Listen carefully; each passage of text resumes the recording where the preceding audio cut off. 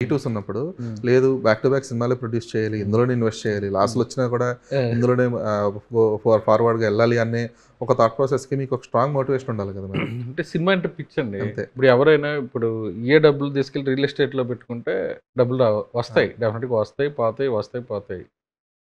Cinema pitch ఉన్నోడికి ఇందులో ఉండే కిక్ ఏది ఇవ్వదు, 100% అది.